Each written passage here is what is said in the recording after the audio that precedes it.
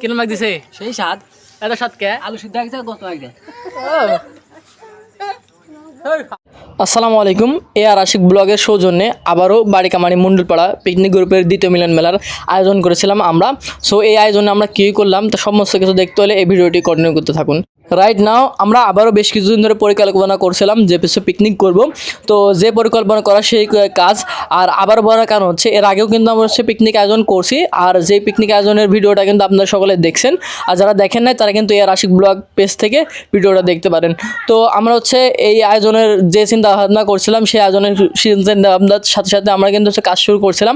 তো পরের দিনকে সকলকে জানাইলাম এবং জানানোর সাথে সাথে তারা কিন্তু সকলে পিকনিকের জন্য সম্মতি দিল এবং সকলের কাছ থেকে কিন্তু আমরা হচ্ছে হাদিয়া তুলছিলাম। আর আমাদের পিকনিকের মেন আয়োজনে যা যা ছিল সেটা হচ্ছে খিচুড়ি এবং তার সাথে হচ্ছে ডিম ভুনা।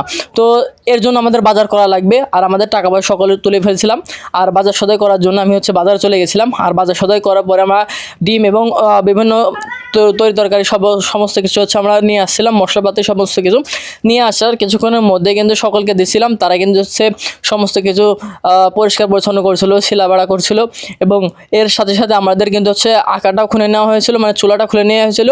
এর উপরে আমরা হচ্ছে পানি গরম করতে দিলাম কিছুক্ষণের জন্য। পানি গরম করতে করতে এই সাইডে হচ্ছে আমাদের ডিমটা সিদ্ধ হচ্ছিল এবং আমরা পরিকল্পনা করছিলাম ডিমের সাথে হচ্ছে আলু দেবো, আর এই আলুটা দিতে চাইছিলাম হচ্ছে খিচুড়ির মধ্যে। সেজন্য আমরা হচ্ছে চুলাতে আমাদের যে ডেকচিটা ছিল সেই ডেকচিটা তুলে দিলাম এবং এর উপরে হচ্ছে আমরা তেল দিয়ে আলুটাকে ভেজে নিলাম। এরপরে একে একে সমস্ত মশলাগুলো কিন্তু আমরা হচ্ছে দিয়ে দিলাম। দিয়ে দেওয়ার পরে কিছুক্ষণের মধ্যে মশলাটা ভাজা হয়ে গেল। এরপরে আমার হচ্ছে চাউল ধোয়া ছিল, চাউলটা হচ্ছে আমরা দিয়ে দিলাম এর ভিতরে এবং দিয়ে এটাকে হচ্ছে আমরা কিছুক্ষণ ধরে ভেজে নিলাম। ভেজে নেওয়ার পরে এটা যখন হয়ে আসছিলো তখন আমরা পানি দিয়ে এটাকে হচ্ছে সিদ্ধ করার জন্য রেখে দিয়েছিলাম। বেশ কিছুক্ষণের মধ্যে হচ্ছে এটা সিদ্ধ হয়ে আসছিলো এবং এই কালারটা যা লাগছিল জাস্ট দেখতে অসাম লাগছিল। সো এই কালারটা দেখেই ভাবছিলাম যে কেমন হচ্ছে ঘ্রাণ আসে, তো অনেক সুন্দর ঘ্রাণ আসছিল। এই কারণে হচ্ছে আমরা ভাবছিলাম খিচুড়ির স্বাদটাও কিন্তু অনেক সুন্দর হবে। তো আমরা ধীরে ধীরে হচ্ছে এদরে সকলে মিলে কাজ করছিলাম।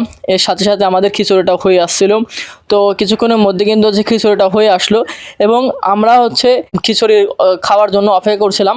তো সকলকে আমরা একসাথে জোগাড় করলাম এবং সকলকে আমরা হচ্ছে একসাথে নিয়ে আসলাম এবং তাদেরকে বললাম যে তোমরা হচ্ছে রেডি হয়ে যাও। এরপরে হচ্ছে আমরা ডিম নিয়ে আসলাম এবং খিচুড়ির উপর দিয়ে সাজিয়ে দিলাম। সাজিয়ে দেওয়ার পরে এটার লুক জাস্ট অন্যরকম আসছিল। তো কিছুক্ষণের মধ্যে আমরা ডিমগুলো তুলে নিলাম এবং সকলের মাঝে হচ্ছে কিন্তু একে একে আগের মতন করেই সকলকে ডেকে নিচ্ছিলাম। ডেকে ডেকে কিন্তু সকলকে হচ্ছে আমরা খিচুড়ি দিচ্ছিলাম। তো এরপরে দেওয়ার পরে তার সাথে করে একটা করে ডিম দিয়ে হতো, সেই ডিম আমরা দিচ্ছিলাম। তো দেওয়ার পরে সকলের কাছ থেকে কিন্তু হচ্ছে আমরা রিভিউ নিয়েছি এবং জানছি যে হচ্ছে খিচুড়ির স্বাদটা কেমন ছিল, যেহেতু আমি রাঁধছি। তো তারা সকলে কিন্তু বলছে যে অনেক সুন্দর হয়েছিল। তো এইভাবেই আমাদের ধীরে ধীরে